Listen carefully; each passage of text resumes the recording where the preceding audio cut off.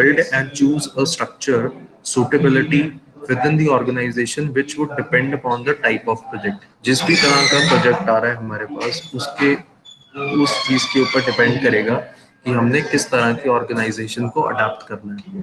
ठीक है। इसके बाद आते हैं हमारे पास प्रोजेक्ट कॉन्ट्रैक्ट्स। प्रोजेक्ट कॉन्ट्रैक्ट्स के बारे में आपको पता होगा थोड़ा थोड़ा एक लाइट नोट पे कि कॉन्ट्रैक्ट्स क्या होते हैं। हम थर्ड पार्टीज को कॉन्ट्रैक्ट दे देते हैं, डील्स दे देते हैं और वो कंपनी के लिए काम करते हैं। उसके ऊपर कॉन्ट्रैक्ट के ऊपर हम यहाँ से अपनी कंपनी से फंक्शनल मैनेजर को अलॉट कर देते हैं एंड प्रोजेक्ट मैनेजर को अलॉट कर देते हैं।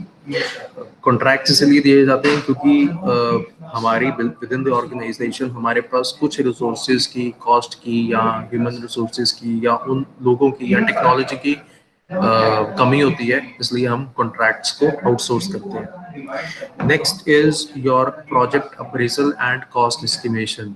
वेल, ये सारी चीजें मैं आपको प्री डिफाइन इसलिए कर रहा हूँ कि ये सारी चीजें आपके प्रोजेक्ट मैनेजमेंट चैप्टर के रिलेटेड है, सब्जेक्ट के रिलेटेड है। So project appraisal and cost estimation looks at the calculations and revenue which are required to carry out a project in terms of parameters such as technology। आपको technology की जरूरत है, latest updated technology, आप पुरानी technology के साथ काम नहीं कर सकते हो। Second is plant. प्लांट का मतलब है आपका जो ऑफिस है, एटमॉस्फेयर है, जहाँ पे आप बैठ के एक प्रोजेक्ट के ऊपर प्लान करते हो, उसको एग्जीक्यूट करते हो। ठीक है, रिसोर्सेज को प्लान करते हो। सो जो आपका प्लांट है, जो आपकी जगह है, क्या वो आपकी जो जगह है वो एक सही जगह है। सेकंड थर्ड आता है आपका रॉ मटेरियल्स। तो रॉ मटेरियल्स, अगर आप कोई कंपोनेंट्स को प्रोड्यूस कर रहे हो, कोई प्रोडक्ट बनाना है आपने, तो रॉ मटेरियल्स की अवेलेबिलिटी हमेशा होनी चाहिए आपके पास। अगर रॉ मटेरियल्स की अवेलेबिलिटी है, उनको यूज कर रहे हो, उसको रिप्लेनिश करने के सोर्सेज होने चाहिए। फिर आता है लोकेशन। आपका प्रोजेक्ट कहाँ पे रन कर रहा है, आपका प्रोजेक्ट, जैसे फॉर एग्जांपल हम चंडीगढ़ ट्राई सिटी की बात करता हूँ, अगर मैं चंडीगढ़ मोहाली पंचकुला की, सो इस विसिनिटी में हमारे पास वेरका प्लांट है। सो वेरका प्लांट क्या कर रहा है, हमें मिल्क एंड डेयरी प्रोडक्ट्स की सप्लाई कर रहा है एंड इसके लोकल जो सप्लायर्स हैं जो कि वेरका प्लांट को रॉ मटेरियल सप्लाई करते हैं, वो आसपास के गांव हैं जहां से वो अपने रॉ मटेरियल को पिक करते हैं एंड फिर उस रॉ मटेरियल को प्रोसेस करने के बाद into number of different products, दही पनीर जो भी है उसने बनाना है, वो लोकेशन के अंदर सप्लाई करता है। सो लोकेशन उस तरह की होनी चाहिए जहाँ पे उस चीज़ की डिमांड हो। अब there is competition between the Punjab Verka plant and the other milk plants, like Vita भी चल रहा है, हरियाणा के अंदर वीटा चलता है, पंजाब के अंदर वेरका चलता है। सो लोकेशन ऑफ द प्रोजेक्ट भी हमें देखनी पड़ती है कि कहाँ पे हमने अपना प्रोजेक्ट करना है, लगाना है। फिर अगर मैं लोकेशन देख रहा हूँ तो लोकेशन के ऊपर और भी चीज़ें डिपेंड करती हैं, जैसे वाटर, अगर वहाँ पे जो लोकल रिसोर्सेज एंड सप्लाईज हैं वो आपकी अवेलेबल है कि नहीं है।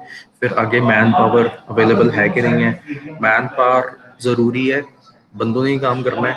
फर्दर आता है इसके बाद followed by it's commercial appraisal. Commercial appraisal के हमने देखना है कि मार्केट की कंडीशन क्या है, जो भी आप प्रोजेक्ट पे काम कर रहे हो और प्रोजेक्ट के अंदर जो भी आपका प्रोडक्ट इन्वॉल्व है, सो उसकी मार्केट कंडीशन क्या है। अगर आपने प्रोजेक्ट ऐसी जगह पे लगा दिया जहाँ पे रह के आप प्रोडक्ट या प्रोजेक्ट के ऊपर काम तो कर रहे हो, बट उस प्रोजेक्टेड प्रोडक्ट को आपको फिर ट्रांसपोर्ट करना है एक सप्लाई चेन मैनेजमेंट में बना के, तो बहुत दूर में करना पड़ रहा है ट्रांसपोर्ट, तो वो सही नहीं रहेगा। तो इसलिए आपको प्रोजेक्ट के अंदर काम करने के लिए पहले से ही उसका कमर्शियल अप्रेजल करके रखना पड़ता है, ताकि उसकी मार्केट सिचुएशन को आप स्टडी करो कि जहाँ पे भी आपने प्रोजेक्ट खोलना है वहाँ पे उस प्रोडक्ट की डिमांड हो।